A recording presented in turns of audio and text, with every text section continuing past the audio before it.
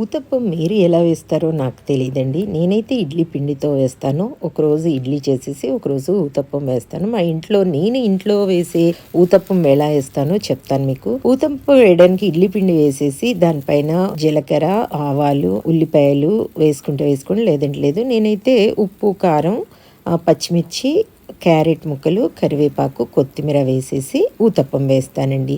ఇది మా ఇంట్లో అందరికీ ఇష్టమైనది. ఎక్కువగా ఇష్టమైంది మా అబ్బాయికండి. మా పెద్ద బాబుకి ఊతప్పం అంటే చాలా ఇష్టము. నేను ఇడ్లీ చేసి ఊతప్పం వేస్తున్నానంటే ఇంకా అది మా పెద్ద బాబు గురించే వేస్తానన్నమాట. అంత ఇష్టంగా తింటాడు. అందులో క్రిస్పీగా చివర్లన్నీ కూడా క్రిస్పీగా ఉంటాయి కదా, అలా ఉన్నవన్నీ తీసుకొని పక్కన పెట్టేసుకొని లాస్ట్లో అది తింటూ ఎంజాయ్ చేస్తాడనమాట. మా పెద్ద బాబుకి అయితే ఇది చాలా ఇష్టమైంది. అలాగే మా అత్తమ్మకు కూడా చాలా ఇష్టం అండి ఇది.